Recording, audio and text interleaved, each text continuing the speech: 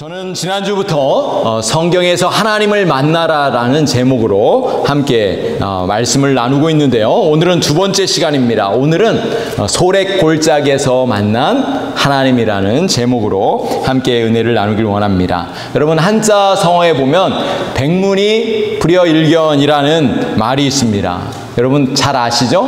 100번 듣는 것보다 한 번 보는 것이 좋다.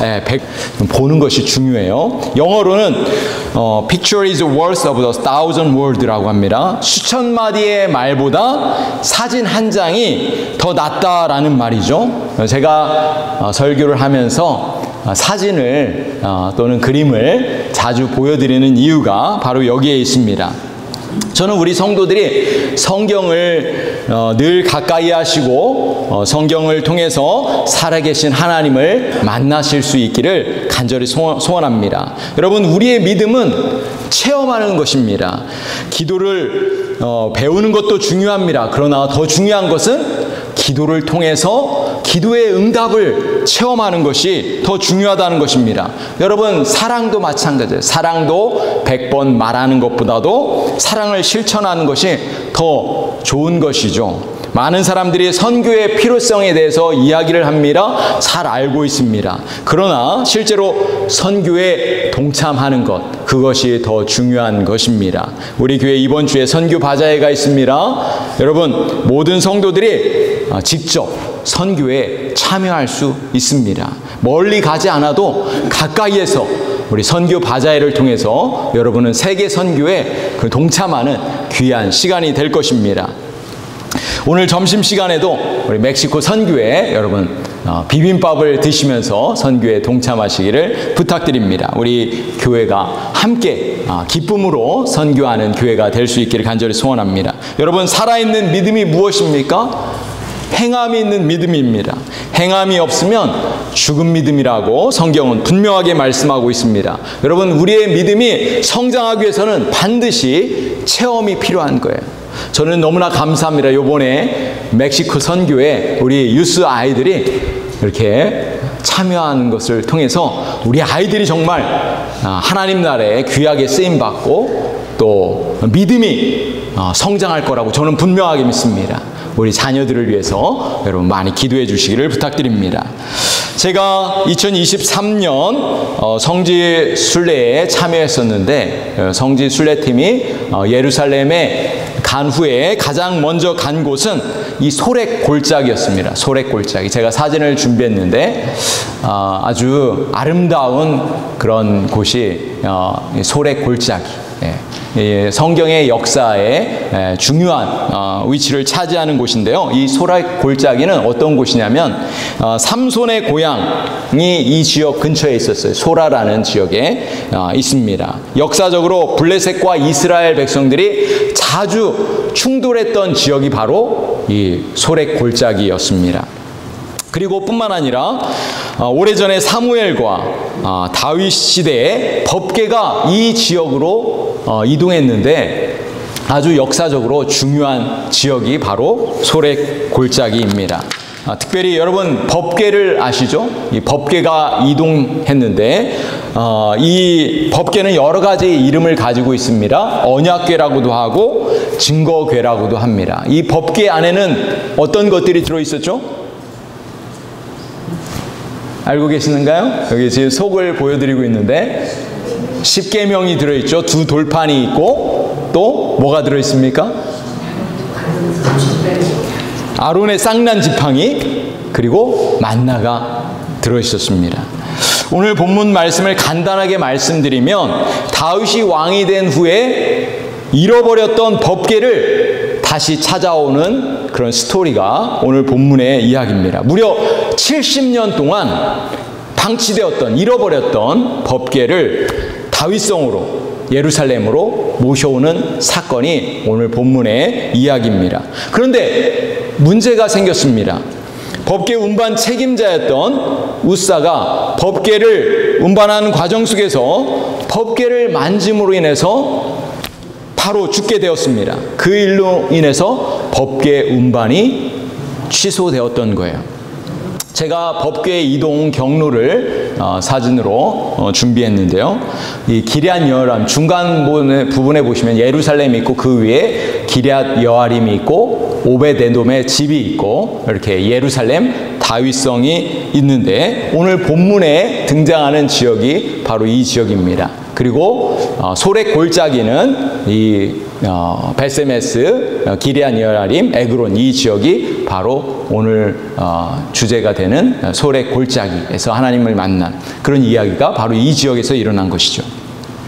법궤 운반이 취소되면서 법궤는 임시적으로 오벳에돔이라는 사람의 집에서 3개월 동안 거하게 됩니다. 그런데 놀라운 일이 벌어지죠.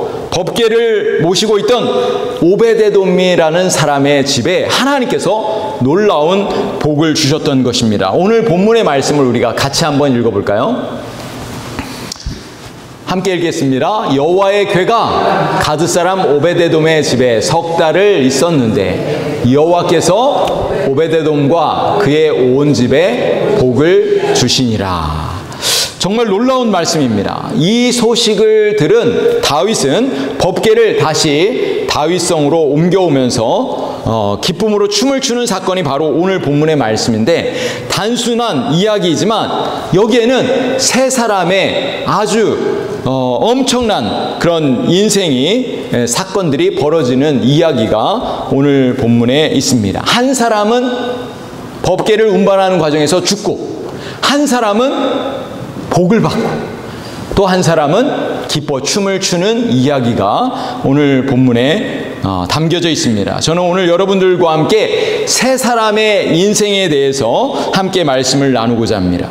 법궤를 옮기다가 죽은 우사, 그리고 법궤를 3개월 동안 모셨을 때 복을 받은 오벳에돔, 그리고 법궤를 다윗성으로 들어오는 것을 보면서 기뻐 춤을 추었던 이 다윗의 인생에 대해서 함께 살펴보고자 합니다. 첫 번째 우리가 먼저 생각해 보아야 될 사건은 이 우사의 죽음입니다. 6절 7절 말씀을 한번 보세요. 6절 7절에 보시면 그들이 나곤의 타작마당에 이르러서는 소들이 띠므로 우사가 손을 들어 하나님의 궤를 붙들었더니 여호와 하나님이 우사가 잘못함으로 말미암아 진노하사 그를 그곳에서 치시니 그가 거기 하나님의 궤 곁에서 죽으니라. 하나님께서 왜 우사를 죽이신 것일까요? 왜 죽이셨다고 말씀하고 있죠? 우사가 법궤를 잡았기 때문에, 법궤를 붙들었기 때문에. 여러분, 우사가 법궤를 잡은 것은 의도적인 것이 아니었어요. 그렇죠? 법궤가 수레에서 떨어지는 것을 방지하려고 무의식중에 행한 일이었습니다. 그럼에도 불구하고 우사가 잘못했기 때문에 하나님께서 우사를 죽이신 것입니다.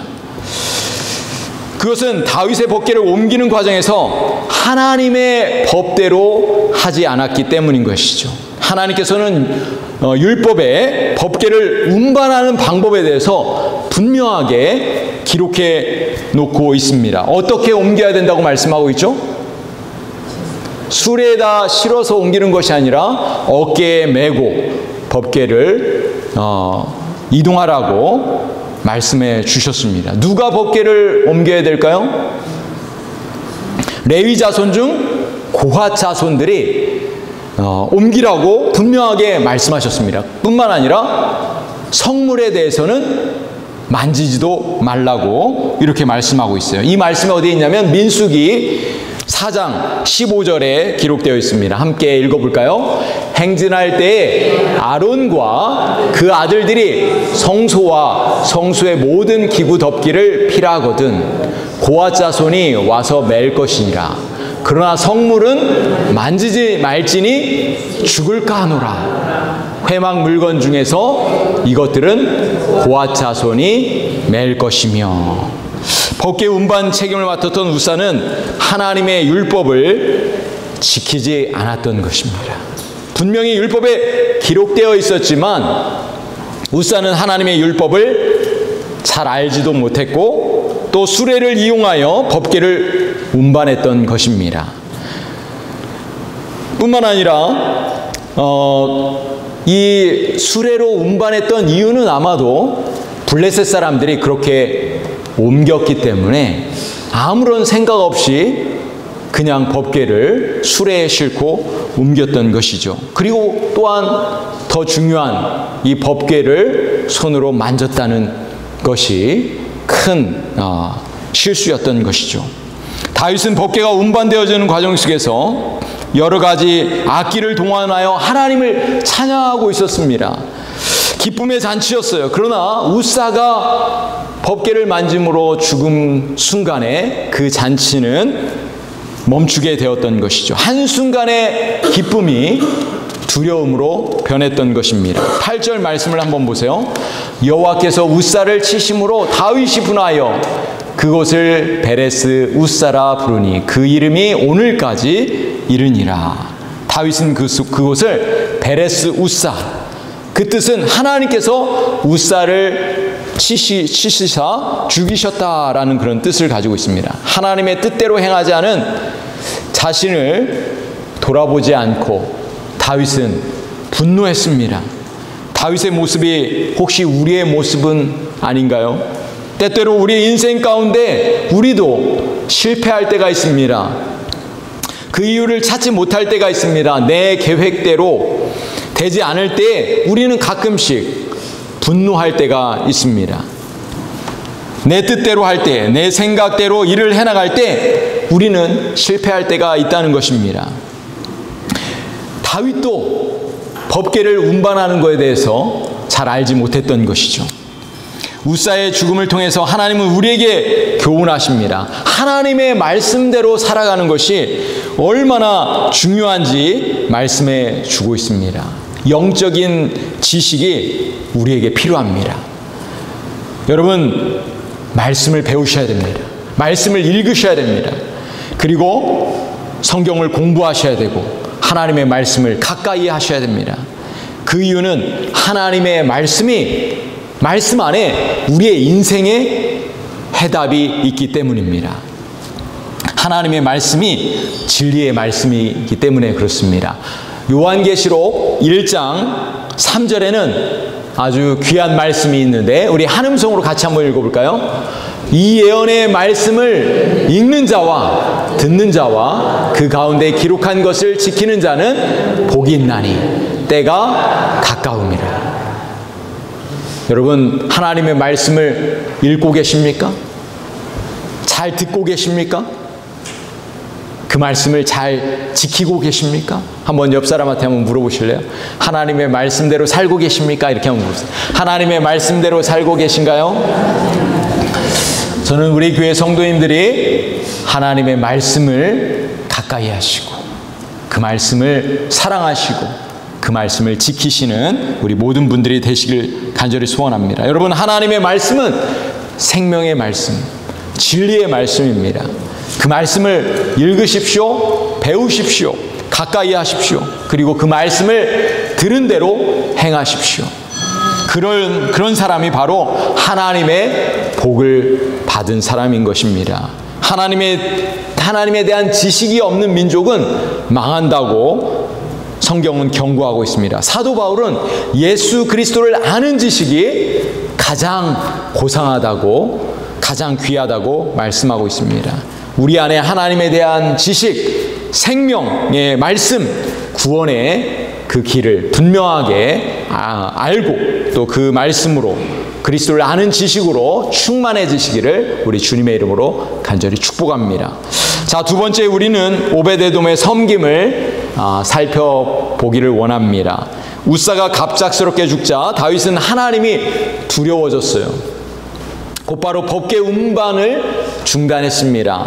그리고 법궤를 오베데돔의 짐으로 메어가게 되었습니다. 9절에서 10절 말씀을 한번 보시길 바랍니다. 9절에서 10절 말씀 같이 한번 읽어보겠습니다. 다윗이 그날에 여호와를 두려워하여 이르되 여호와의 궤가 어찌 내게로 오리오 하고 다윗이 여호와의 궤를 옮겨 다윗성 자기에게로 메어가기를 즐겨하지 아니하고 가드 사람 오베데돔의 집으로 메어간지라. 여러분, 오베데돔이 어느 지역의 사람이었어요? 가드 사람. 그렇죠. 가드 사람. 여러분, 가드라고 하면 어느 지역일까요? 이 가드 지역은 블레셋 지역입니다. 블레셋. 여러분, 블레셋 지역에 유명한 사람이 있었죠? 누구일까요? 골리앗이 블레셋, 이 가드 지역 사람이었습니다. 오베데돔은 그러니까 이스라엘의 변방에 있던 사람이었어요. 레위 지파였고, 아마도 학자들은 나중에 이방, 이 블레셋 지역이었는데 나중에 이스라엘 사람이 되지 않았나, 이렇게 해석을 하기도 합니다. 나중에 레위 지파였고 또 고앗 자손이었습니다. 성경에 오베데돔이 하나님을 기쁘시게 할 만한 무슨 일을 하였는지 정확하게 기록하고 있지는 않지만 분명한 사실은 무엇이냐? 오베데돔이 법궤를 맡았다는 거예요. 여러분, 한번 생각해 보십시오. 방금 전에 이 법궤를 만짐으로 해서 우사가 죽었어요. 이 두려움이 있지 않겠습니까? 죽음에 대한 두려움이 생겨서 법궤를 거부할 수도 있지 않았겠어요? 죽음에 대한 두려움이 있었음에도 불구하고 오베데돔은 3개월 동안 자신의 집에 법궤를 잘 모셨습니다. 그런데 놀라운 사실은 하나님께서 그 일로 인해서 오베데돔의 집에 복을 주셨다는 것입니다. 11절 말씀을 한번 보세요. 같이 읽겠습니다. 여호와의 궤가 가드 사람 오베데돔의 집에 석 달을 있었는데 여호와께서 오베데돔과 그의 온 집에 복을 주시니라. 참으로 놀라운 사실은 레위 지파에 속한 아비아답으로부터 우사에 이르기까지 그 집안은 대략 70년 동안 법궤를 모셨어요. 오랜 시간 동안 법궤를 잘 이렇게 모셨는데, 그런데 그 마침이 어떻게 된 거예요? 우사가 어떻게 된 거예요? 죽은 거예요. 그러나 오베데돔은 단지 3개월 동안만 법궤를 모셨는데, 어떤 사람은 오랫동안 법궤를 모셨지만 죽고, 어떤 사람은 단지 3개월 동안 법궤를 모셨는데 복을 받게 된 것입니다. 도대체 그 이유를 어떻게 설명할 수 있을까요? 성경에 구체적인 해답이 나와 있지 않기 때문에 정확하게 알 수는 없습니다. 그러나 분명한 사실은 오베데돔이 맡겨진 그 사명을 잘 감당했다는 것입니다. 죽음의 두려움 속에서도 생명을 걸고 하나님의 법궤를 지켰다는 것입니다. 이것이 바로 해답인 것입니다. 성경에 보면 오베데돔과 그의 자손들이 하나님을 어떻게 섬겼는지 기록하고 있습니다. 역대상 16장 37절에서 38절입니다. 같이 한번 읽어보겠습니다. 다윗이 아삽과 그 형제를 여호와의 언약궤 앞에 머물러 항상 그 궤 앞에서 섬기게 하되 날마다 그 일대로 하게 하였고, 오베데돔과 그 형제 68인과 여두둔의 아들 오베데돔과 호사로 문지기를 삼았고, 다윗이 오베데돔과 그 형제 68명을 법궤 지키는 일에 그 중요한 임무를 맡겼던 것입니다. 나중에 일어난 사건이죠. 이것은 오베데돔과 그의 자손이 하나님 앞에 존귀하게 쓰임받은 것입니다. 오늘 하나님께서 저와 여러분에게 맡겨주신 사명은 무엇인가요? 하나님은 저와 여러분을 주님의 몸된 교회에 귀한 일꾼으로 부르셨습니다. 때로 우리가 교회를 섬길 때, 주님의 일을 할 때 때로는 고통이 따를 수도 있습니다. 손해를 보게 될 수도 있습니다. 우리 교회는 또 매년마다 선교 바자회를 합니다. 선교 바자회 할 때마다 모든 분들이 다 수고하고 있다는 것을 저는 잘 알고 있습니다. 저는 우리 모든 수고하시는 분들께 감사를 드립니다. 그런데 우리 하나님은 여러분의 모든 수고를 다 기억하신다는 거예요. 그런데 여러분들 뿐만 아니라 여러분의 자손들에게도 하나님께서 복을 주실 것입니다. 여러분, 우리 교회가 선교에 동참한다는 것은 지상 대명령, 예수님의 마지막 지상 대명령을 이루는 것입니다. 우리 교회에게 맡겨주신 그 사명을 우리 모든 성도들이 오벳 에돔처럼 그렇게 주님을 섬기는, 그리고 복을 누리는 우리 성도들이 되시기를 간절히 소원합니다. 여러분, 우리도 오벳 에돔처럼 자발적으로 섬길 수 있기를 소원합니다. 오벳 에돔처럼 기쁨으로 주님을 섬긴다면 우리 하나님께서 반드시 저와 여러분의 그 가정에 복을 주실 줄로 믿습니다. 자, 세 번째로 우리가 함께 생각해 볼 인물은 다윗입니다. 다윗. 오벳 에돔의 집에 법궤가 들어가서 3개월이 지났습니다. 다윗에게 놀라운 소식이 전해집니다. 오벳 에돔이 법궤로 말미암아 복을 받았다는 것입니다. 오늘 본문의 12절 말씀을 보세요.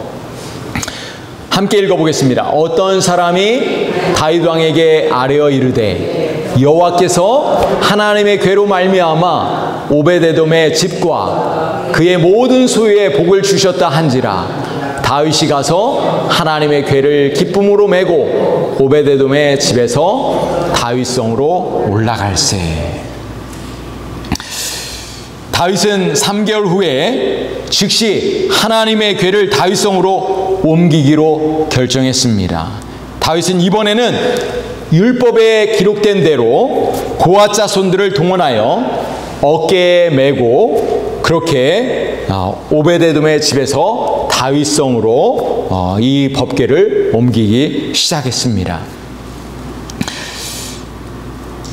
6걸음을 어깨에 메고 6걸음을 가보았습니다.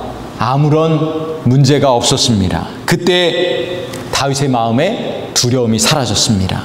다윗은 소와 송아지를 잡아 하나님께 제사를 드립니다. 이 내용이 13절에서 15절에 기록되어 있는데 한번 이 말씀을 보시길 바랍니다. 여호와의 궤를 맨 사람들이 6걸음을 가매 다윗이 소와 살찐 송아지로 제사를 드리고 다윗이 여호와 앞에서 힘을 다하여 춤을 추는데 그때 다윗이 에봇을 입었더라. 다윗과 온 이스라엘 족속이 즐거이 환호하며 나팔을 불고 여호와의 궤를 메어 오니라. 다윗은 하나님의 임재를 상징하는 법궤를 맞이했습니다. 얼마나 기뻤던지 춤을 추면서 잔치를 벌입니다. 여러분, 다윗의 소원이 무엇이었는지 아십니까? 다윗은 하나님과 동행하며 한평생 일평생 동행하며 사는 것이 다윗의 소원이었어요. 오늘 예배하시는 저와 여러분의 마음의 소원은 무엇입니까? 여러분도 하나님과 일평생 동행하면서 하나님을 기쁘시게 하며 살기를 원하십니까? 여러분 안에 구원의 기쁨과 감사가 가득하신가요? 여러분, 무슨 일을 하든지 하나님과 함께 하십시오. 중요한 일이 있을 때, 인생의 위기가 찾아올 때, 고난이 닥칠 때에도 하나님의 도우심을 구하십시오. 그리고 또 하나님 앞에 기쁨으로 나아가십시오. 사랑하는 성도 여러분, 오늘 본문에는 이 3명의 인생이 등장합니다. 우사는 하나님의 말씀에 대한 지식이 없어서 법궤를 옮기다가 죽었습니다. 오벳 에돔은 3개월 동안 법궤를 보관함으로 복을 받았어요. 다윗은 하나님의 임재를 사모하며 기뻐하며 예배했습니다. 저희 성지 순례팀이 소렉 골짜기에서 머물 때 이 3사람의 인생을 함께 나누었습니다. 우사와 오벳 에돔 그리고 다윗의 이야기를 나누면서 3000년 전에 이 법궤 사건을 다시 묵상하면서 기도했습니다. 이 소렉 골짜기에는 아네몬의 백합화라는 이런 꽃이 만발했습니다. 우리가 알고 있던 이런 하얀색의 백합꽃이 아니라 아주 빨간 예쁜 이 백합화를 저는 처음으로 듣게 되었습니다. 이 꽃들을 보면서 저는 마태복음에 나와 있는 예수님의 말씀이 생각이 났어요. 마태복음 6장 28절에서 29절 말씀을 우리 같이 한 음성으로 한번 읽어볼까요? 또 너희가 어찌 의복을 위하여 염려하느냐? 들의 백합화가 어떻게 자라는가 생각하여 보라. 수고도 아니하고 길쌈도 아니하느니라. 그러나 내가 너희에게 말하노니 솔로몬의 모든 영광으로도 입은 것이 이 꽃 하나만 갖지 못하였느니라. 아멘. 여러분, 우리의 인생은 마치 들의 꽃과 같은 짧은 인생입니다. 백합화와 같은 인생입니다. 우리의 인생은 나그네와 같은 인생이라고 성경은 말씀하고 있습니다. 오늘 여러분들은 어떤 인생을 살기를 원하십니까? 여러분, 어떤 인생을 살기를 원하십니까? 이 백합화 같은 짧은 인생 가운데 여러분, 하나님 앞에 존귀한 인생으로 우리가 살아야 되지 않겠습니까? 그렇다면 오벳에돔과 같이 기쁨으로 맡겨진 일에, 저와 여러분에게 맡겨진 일, 그 일에 여러분 최선을 다하십시오. 그리고 다윗과 같이 전심으로 하나님을 사랑하고 기쁨으로 그렇게 주님을 찬양하며 살아가시는 저와 여러분이 될 수 있기를 간절히 소원합니다. 우리가 그렇게 할 때 우리의 인생은 복된 인생, 하나님 기뻐하시는 인생이 될 줄로 믿습니다. 저와 여러분이, 우리 교회가 하나님이 기뻐하시는 그런 일들을 행하시는 아름다운 인생, 복된 인생이 되시기를 우리 주님의 이름으로 축복합니다. 우리 옆 사람을 보시면서 이렇게 한번 격려해 주시기 바랍니다. 신실하게 하나님을 섬기는 인생이 됩시다. 신실하게 하나님을 섬기는 인생이 됩시다. 기도하시겠습니다.